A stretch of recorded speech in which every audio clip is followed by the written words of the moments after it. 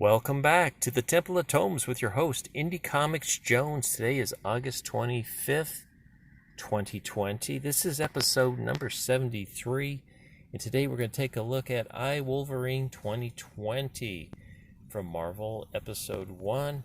The writer is Larry Hama. Roland Bashi is the artist. And overall, it's looking like a pretty decent comic. I'm suspecting that this is a two-parter only, and it falls in with all the other 2020s that we're seeing now.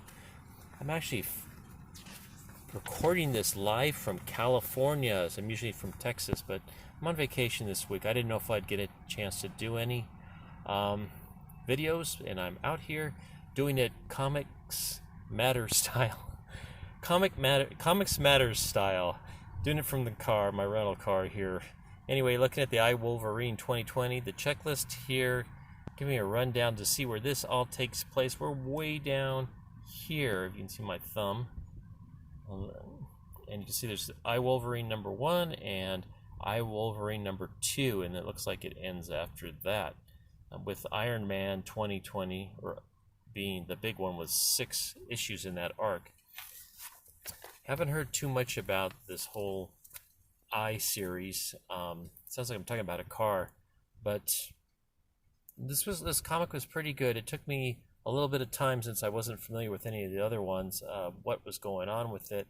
Apparently, all the regular main characters have been redone with artificial intelligence, and they're their own person, but they've got some of the aspects of the former character, in this case obviously Wolverine, and he's the same fighting guy. He seems to be a little bit more indestructible, whereas Wolverine originally could heal very quickly. This one just seems to have impenetrable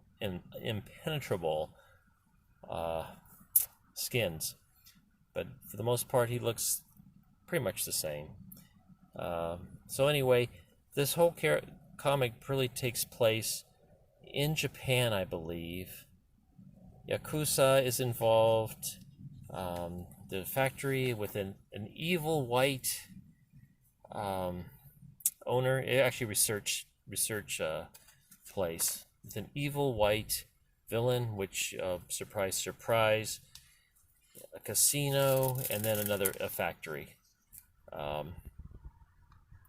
So for the most part, they're trying to find this escaped Wolverine, which is named Albert, is his name. He might have appeared in some of the other ones, I don't know. But this picture you see here on the cover, by the way, does not happen in the book. There's no mountains, no outside fighting like this that I recall, with these strange creatures attacking him. He's pretty much just attacked by henchmen, and maybe a few robots thrown in there, but nothing like that. So it's not as cool as the cover. The story, though, is pretty decent. He's on a quest to find LCD, not LCD or whatever, anyway, LCD, not liquid crystal display, it's LC, and then D. But I'm sure it's supposed to be liquid crystal display. What he's found out is she's been taken apart and given to different entities, depending on which entity needed that part. So like the head was sent to a casino to take care of the accounting and things like that. The arms were sent to a factory for doing assembly work very quickly, and then the legs and torso, I believe, the legs and torso were set up to be for a bar to have the drinks delivered. So they put, like, where her head would be, there was a tray. So kind of fun, kind of ingenious. There's a lot of action in this, which I liked. Like, this is pretty cool. This person that's helping Albert out takes out one of the henchmen that have come for him, and you can see they fire away at him, and he's pretty much indestructible. He doesn't seem to have any damage to him, and you can see they say, oh, he's some sort of android. You hear that someone's loading weight equipment into their pickup truck as I'm doing this kind of out in the car, but with the windows down. of course, when it happens when I'm recording. And hopefully you can't see my legs. I'm trying to hide them as much as possible. I'm wearing shorts. So anyway, you can see the fight's brutal. He takes him down with the help of the bar owner, and she gives him a tip. She tells him where all the parts are located, basically. And he starts his quest. The first one he goes to is the research area, and this is where we find the white male villain, who is named Pierce, and I guess he's the one that creates these android type using, I can't think of what he's calling. Oh, 3D printing. Thank you, 3D printing. And so it's pretty cool. He's making some new ones. So Albert goes crazy at this and gets attacked. The henchmen try to stop him with the things that would normally stop Wolverine, but they don't work on him. And he's able to take everybody out pretty quickly and get some information from Pierce, who he leaves alive. But Pierce is like, I'm going to go get him. I want his head. So anyway, I'm not going to give everything away. Very good, very action-packed. As you can see, he's fighting again. Once he goes to the casino to get Elsie's head, and you can see Elsie's a little girl. And he recovers the arms from a factory without too much of. Oh, the fight is after he gets the arms. So Elsie helps out on that one, and you can see guys getting thrown out the window. Pretty cool stuff. I'm going real fast here. Just I don't want any big noise to start happening. Holding out here. Okay, there's a lot of people in this parking lot just sitting here with their engines running in the shade. Well, the parks are all kind of closed off today. The track is closed. Certain parks are open, you can just walk through it, but all the tracks are boarded up here in California, at least Southern California. All the exercise equipment is shut down, so people are bringing their exercise equipment to green areas and working out in the open there, since the weather is very nice here.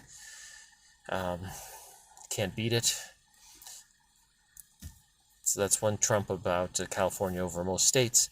Okay, so anyway, he assembles the doll, and you can see here's Elsie when she's fully put together. And she's ready to kick some butt as she's leaving the place. So the end is just a roundup of all the places Albert stole the parts from. Albert is iWolverine.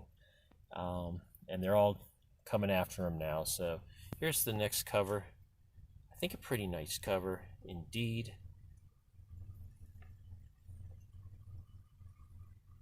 So that looks pretty good. I think I'm in for this because it's only a 2-shot. And it was a kind of an interesting story. Larry Hama obviously can write very well. If the material is good for him, and I think on this one it was. So a few little jokes in there, nothing too humorous. It's pretty straightforward, nothing groundbreaking, but I do recommend it. I think it's, as far as the comic goes, it was fun. It seems to look good. The art was capable, and the story was good.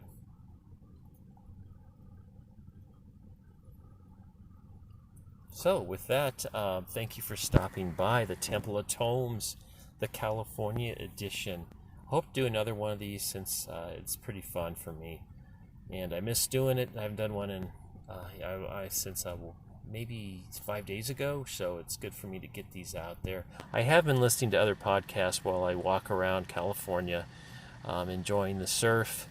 I want to get in that water one of these days. I think maybe tomorrow I'll go into the Pacific Ocean and hang out for a while down there, because I really miss it. It's nice, cool, refreshing water since it comes down from Alaska, and just feels super great. And I've got one of the nicest beaches in the world here called Manhattan Beach. They used to import the sand from here to Hawaii and take it to the Royal Hawaiian Hotel, if you're familiar with Hawaii at all. That's a Waikiki Beach. The sand was so fine here. And they've got a lot of it here. Actually, the beach is not eroding here. It's actually getting larger. So it's quite a phenomenon here. It's a great place.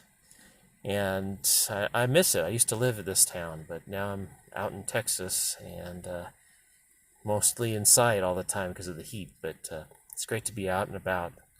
So, with that, enough of the travelogue. I thank you guys for stopping by. This is Indie Comics Jones from the Temple of Tomes.